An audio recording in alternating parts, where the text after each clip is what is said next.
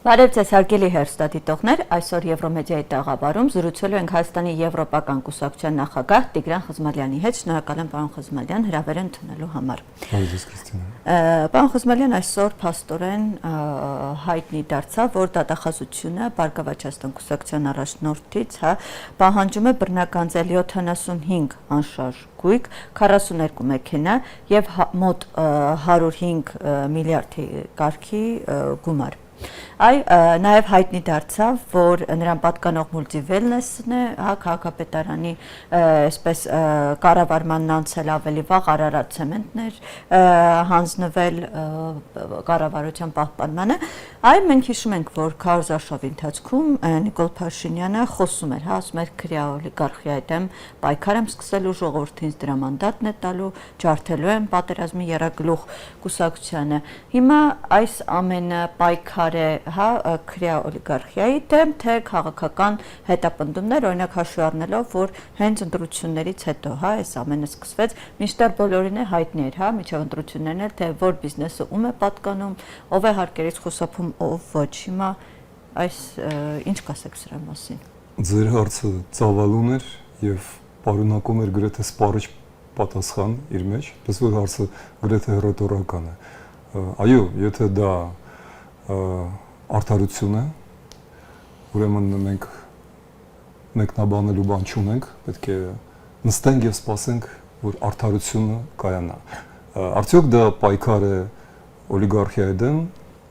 մասնավորապես, այո։ Արդյոք դա կունենա շարունակություն, ինչու է սկսվել նոր, այլ ոչ թե 8 տարի առաջ, երբ ժողովուրդը նույն մանդատն էր տվել, միգուցե շատ ավելի հզոր մանդատը։ Կարելի է խոսել այդ մասին, դրամաբանորեն պարոն Ծառուկյանը ներկայացնում է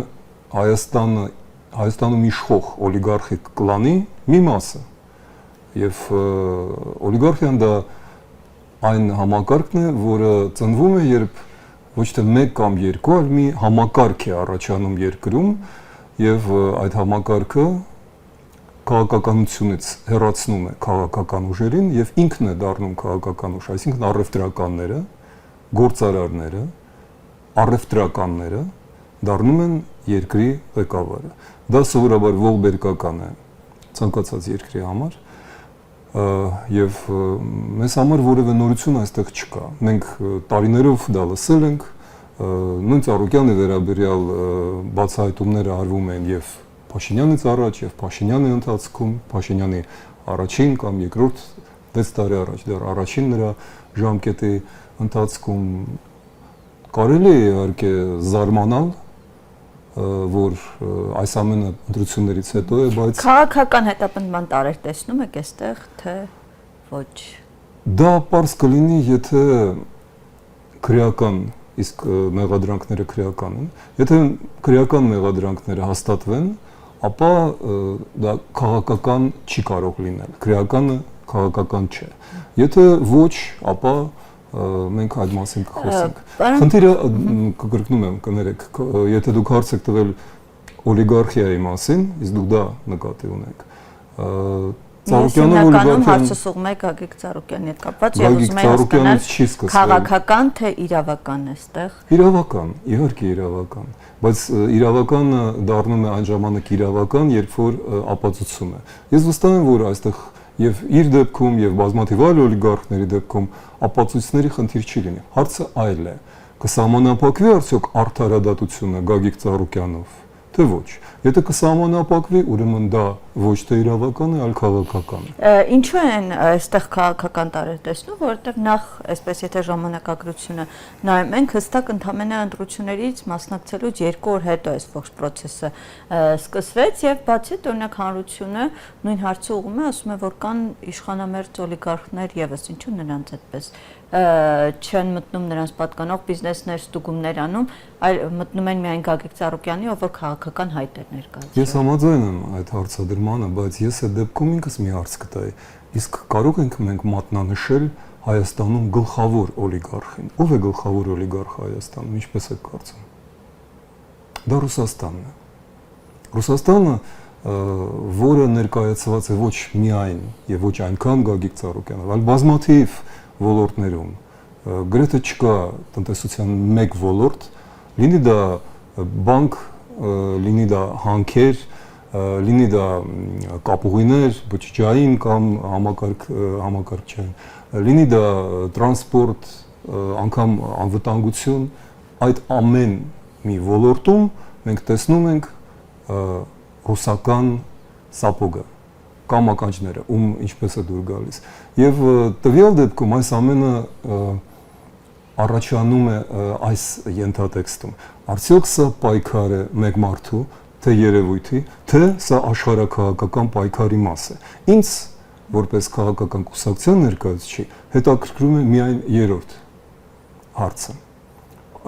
Փոխում է Հայաստանը իր աշխարհաքաղաքական մոտեցումը, թե ոչ։ Եթե հարցը Այդ դուք օրինակ ոնց եք կարծում։ Նայեք, մի կողմից, հա, օրինակ ասում են մենք գնում ենք ԵՄ դեպի Եվրոպա ենք գնում։ Մյուս կողմից օրինակ գնում են Մոսկվա, այնտեղ ասում են մենք ԵԱՏՄ-ից դուրս գալու ցանկություն չունենք, ուզում ենք համագործակցել, այս հայտարարությունների մեջ, բայց դեպի Եվրոպա քայլեր են ձեռնարկվում։ Որ քայլերն կնշեք, ես կուզեի իմանալ։ Դա նույն գագաթնան ժողովը այստեղ անցկացվեց, դա նշանակում դա ներկայացվեց որպես Եվրոպայի չէ, դեպի դա Եվրոպայի քայլն է դեպի Հայաստան։ Ես կհանդգնեմ հիշեցնել ձեզ, որ դեպի Եվրոպա Հայաստանում արվել էր մեկ քայլ այս տասնամյակների ընթացքում։ Դա 2025 թվականի մարտի 26-ի ազգային ժողովի կողմից ընդունված օրենքն է Հայաստանի անդամակցության Եվրամիության անդամակցելու գործընթացի սկիզբը եւ ես կհանդգնեմ հիշեցնել, որ հենց եվրոպական կուսակցությունը, որը ես ներկայացնում եմ, եղել է այդ գաղափարի նախագծի օրենքի նախաձեռնողը։ Այդպես որ այդ քայլերի մասին ես լավատեղյակ եմ եւ քայլեր չկան։ Եվրոպան ինքն է մոտենում Հայաստանին, ընդհանրապես օրեր առաջ Ուրսուլա ֆոն դեր Լայնը, Եվրամիության գլխավոր անձնակատարը, ասել է Եվրոպան պատրաստ է գնել Հայաստանից այն ամենը 99% այն ամենի, ինչը Ռուսաստանը որպես պատժամիջոց, որպես պատիժ ձեզնից չի գնում։ Ավելի լավ տարբերակ երևի չկա։ Բայց Վրաստանից Այսինքն չէր ասում պատրաստ ենք գնել, ասում էր ավելի մեղմ տարբերակներ հնարավոր է դիտարկվեն ապրանքային արտադրանքը։ Հենց այդպես էլ ասում էր եւ ասում էր, որ մենք 450 միլիոն եվրո պատրաստ ենք իջեցնել մաքսային վճարումները, տարիֆները, այսինքն զրոյացնել դրանք 99%, 80% ձեր արտադրատեսակների համար։ Դա նշանակում է գեր արտոնյալ պայմաններ եւ ընդհանրապես մի խնդիր կա, երբ որ մեզ ասում են, բայց գիտեք Հայաստանը լոգիստիկ խնդիրներ ունի, Հայաստանը չունի սահման Եվրամիության հետ։ Ես միշտ հարցնում եմ այդ դեպքում, կներեք դուք աշխարհագրություն անցել եք դպրոցում, իսկ եվրասիական տնտեսական ընկերության հետ կամ չգիտեմ ինչպես այն կոչվում, հաստատ մենք ունենք սահման, չունենք։ Այսինքն մենք դեպի Վրաստան ենք սկզբից դուրս անում, չէ՞։ Իսկ հետո արդեն Վրաստանից կարող է Լաստանավը կամ մեքենան, ֆուրան կամ գնաց կգնա կամ ձախ դեպի Եվրոպա կամ աջ։ Պարոն Խզմալյան, բայց այսպես թե տնտեսագետները, հա, փորձագետները նշում են, որ հայկական շուկան նախ թե լաբորատորիաների ապրանքների, թե այդ մաքսային, հա, գործընթացի հետ կապված պատրաստ չէ դեպի Եվրոպա շուկա եւ դա շատ թանկ է նստելու։ Դա սուտ է։ Դե փորձագետներն են ասում։ Այդ փորձագետները, տնտեսագետները, տնտեսագետները ու փորձագետները ռուսական դպրոցից են։ Այս պահի դրությամբ ամեն դեպքում եւ այնտեղից են ստանում իրենց գումարները։ Հայաստանի շուկան մոտ մեծ մասամբ 70% եւ ավել կապված է արտանում է ԵԱՏՄ շուկայի հետ։ Հիմա այս դեպքում ոչ մի բան չի խանգարում, ոչ մի բան չէր խանգարել տասնամյակներով կապված լինել եվրոպական շուկաների հետ։ Մենք տեսել ենք եւ Վրաստանի օրինակը դեռ 20 տարի շարունակ մենք տեսնում ենք ինչպես է Ռուսաստանը վարվում եւ Մոլդովայի հետ եւ դա օտար ուրիշների փորձն էր, որը պետք էր յուրացնել։ Մեզ համար չպետք է նորություն լինի որևէ պատժամիջոց, որը Ռուսաստանը կիրառում է եւ կիրառելու է, եթե կարողանա։ Պարոն Խզմալյան, Եմենը նաև հայտարարել է, որ պատրաստում են այստեղ խորհրդատվական խումբ ուղարկել, ինչպես նշում են, հիբրիդային պատերազմի դեմ պայքարի համար։ Այս հարցը ու նշում է օրինակը, ինչպես Մոլդովայում եւ Ուկրաինայում, հա։ Այդ հարցը շատ է հնչում, միջև այդ գումարներ էին տալիս նույն նպատակով, բայց հստակ չի նշում, թե հիբրիդային պատերազմը որն է, ինչի դեմ են մտադիր այստեղ պայքարել, եւ այսպիսի տեսակետ կա, որ սա ընդհանրապես այսպես հակառուսական մի նոր ալիք հրահրելու համար է։ Այդ հիբրիդային պատերազմը որն է, որի համար այդպես պայքարում են, հա, կամ Հայաստանը չունի իր ռեսուրսները, որ Եվրոպան է այսպես Ես չգիտեմ, ես եվրոպական կուսակցություն եմ ներկայացնում, իսկ դուք ներկայացնում Եվրամեդիա 24 կոչվող հեռուստատեսություն, եւ մենք դες այդ քննարկում ենք այդ ինչ հիբրիդային սպառնալիքներ Ռուսաստանում։ Ըստ որն է այդ հիբրիդային Ռուսաստանը 200 տարի շարունակ մի մեծ սպառնալիք է Հայաստանի պետականությանը։ Ես չեմ կարծում, որ որևէ մեկի համար դա նորություն է։ 2020 թվականի եւ 2023 թվականի աղետներից հետո երևի միայն կույրը չի տեսնում եւ խուլը չի լսում այն գոյաբանական սպառնալիքը Հայաստանի պետականության եւ բուն գոյության համար, ինչ իրենից ներկայացնում է Ռուսաստանը։ Մեկնաբանել դա կամ միամիտ ձևանալով հարցնել թե այդ ինչ վտանգ է, Ռուսաստանը ինքը վտանգ է։ Ռուսաստանը իր սապոգը առաջին անգամ դնելով օրհնյալ ոդկը մեր լիս աշխարհում սկսեց նրանից, որ ոչնչացրեց Հայաստան անվանումը։ Հայաստանը հայկական օբլաստ կոչվող աշխարհամասը վերանվանվեց Երևանյան գուբերնիա։ Հետո հաջորդ քայլն էր փակել հայկական դպրոցները եկեղեցիները։ Ինչի Հայաստանի այս տարիների իշխանությունները, հա, այդպես հաշվարկ էին, քաղաքական տեսակետ չունեն, ամեն դեպքում Ռուսաստանն է հաշվարկ են եւ տեսակետ չունեն երկու պատճառով, առաջինը որտեղ նրանք իշխանությունը ստանում են Ռուսաստանից հիմնականում, նշանակում է համագործակցությունը արդյունավետ է եղել, որ շարունակել են այդպես իշխանությունը պահելու համար, այո, Հայաստանի համար արդյունավետությունը երևում է քաղաքական քարտեզի վրա։ Տեսեք Հայաստանի քարտեզը եւ դուք կտեսնեք դրա արդյունավետությունը։ Մենք ընդամենը մի քանի տարի առաջ կորցրեցինք մեր երկրի 1/3-ը։ Մենք մեր բնակչության 1/4-ն ենք կորցրել վերջին 20 տարում այս համագործակցության։ Եվ եթե մենք դեռ շարունակում ենք գնել Տիտանիկի, ռուսական խորտակվող Տիտանիկի տոմսերը, ես կարող եմ միայն խորհուրդ տալ հոգեբուժներին դիմել, ես այստեղ անզոր եմ։ Դրա հետ կապված պարոն Խոզմալյան, եթե օրինակ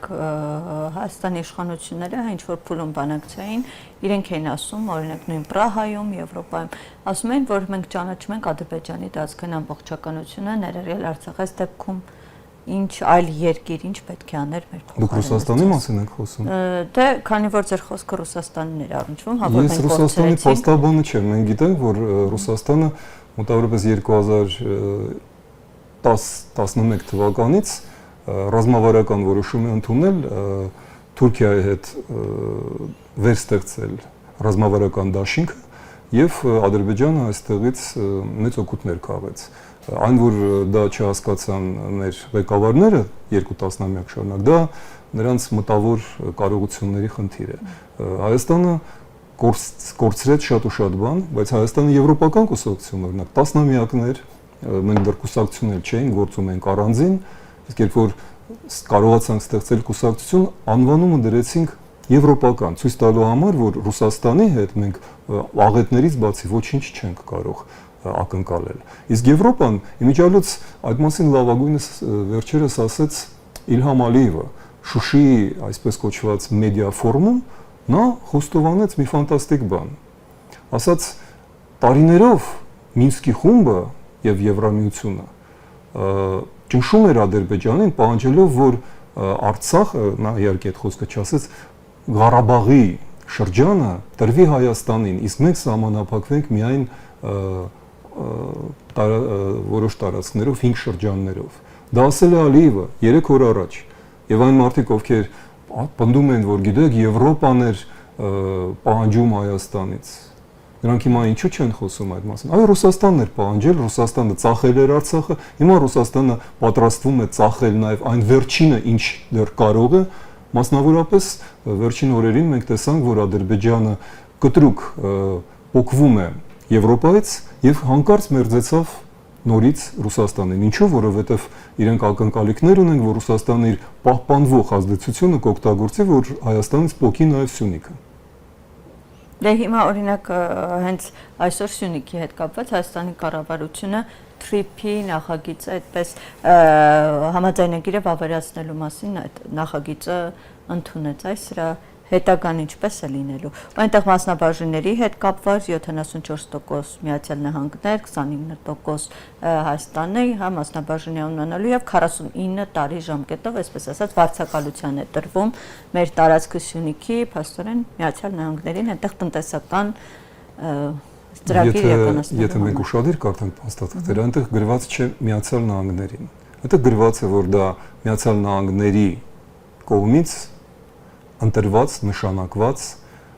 մասնավոր ընկերություն է եւ դուք չեք կարող չիմանալ, որ ժամեր առաջ այդ մասնավոր ընկերությունը անցավ Կոնստանտին Սոկոլով անունով ազգանունով սովետական միությունում ծնված Ռուսաստանում կրթված եւ հարստացած մի օլիգարխի, որը Հայաստանում արդեն ունի MTS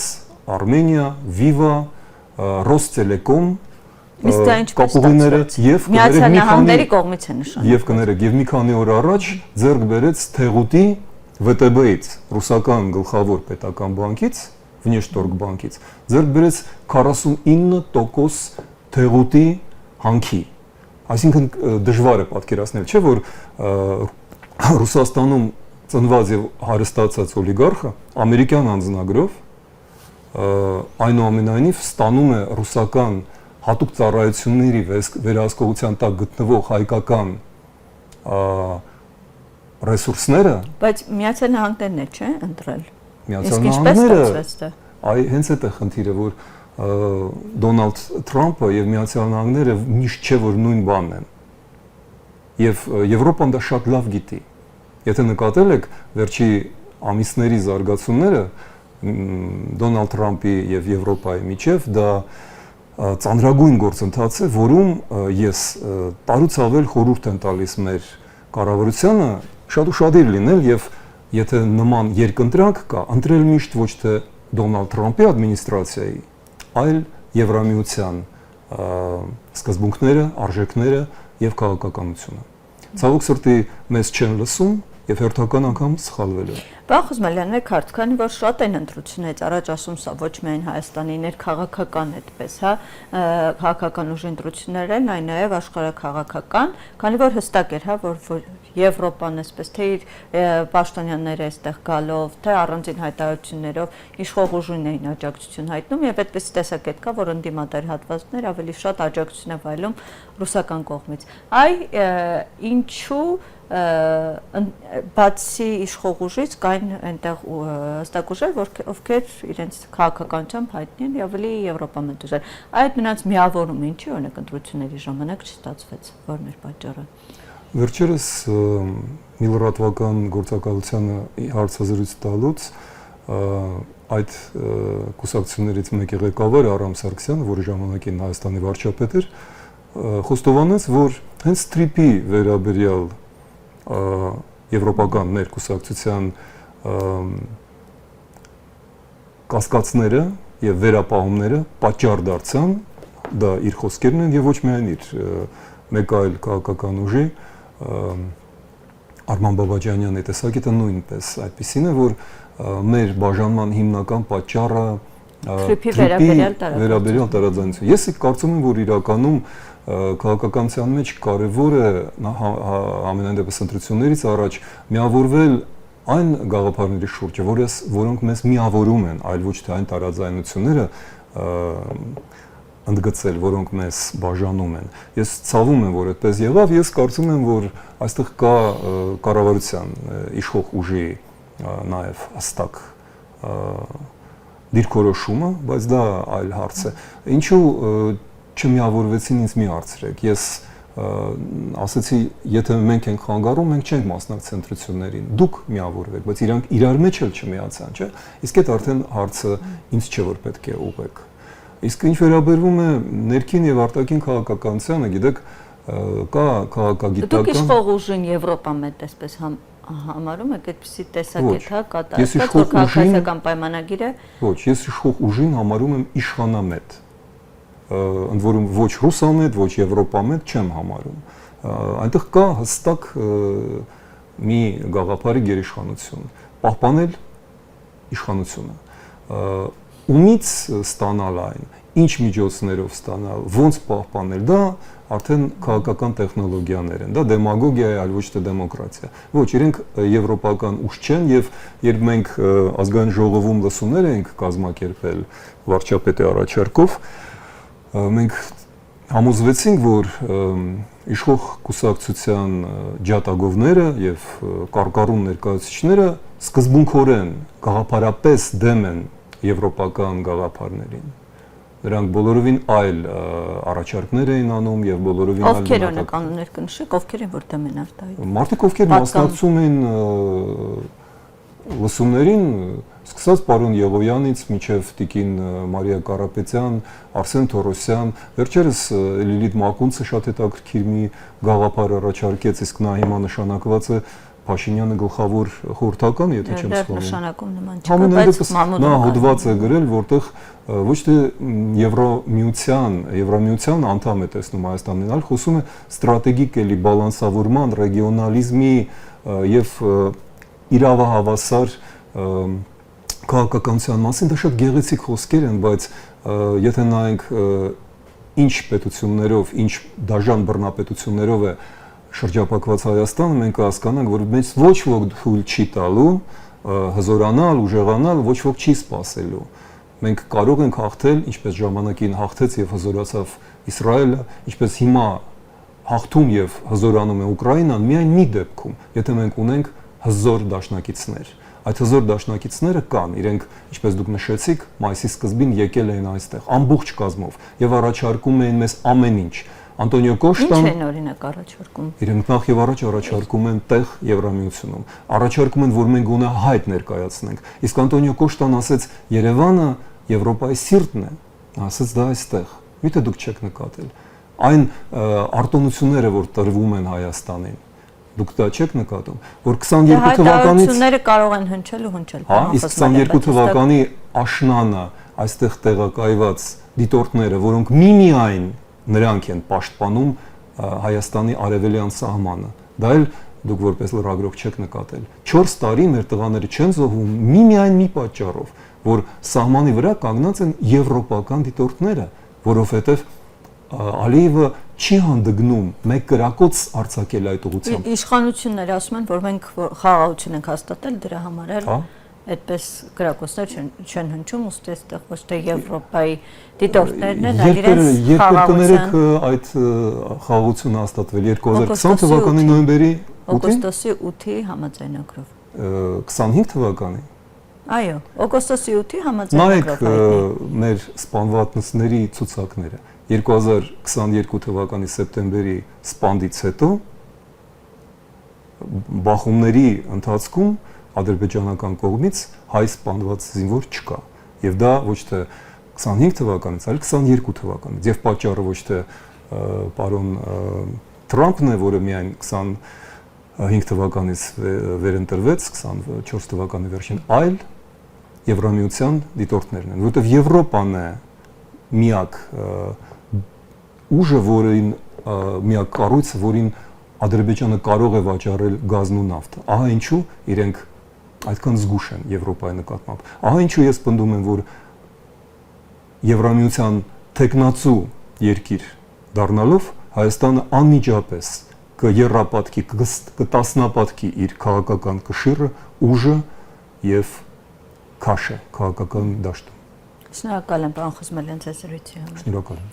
Հարգելի ստատիտողներ, մեր զրուցակից այսօր Հայաստանի Եվրոպական կուսակցության նախագահ Տիգրան Խզմալյանն էր։ Շնորհակալ եմ հետևելու համար, կհանդիպենք։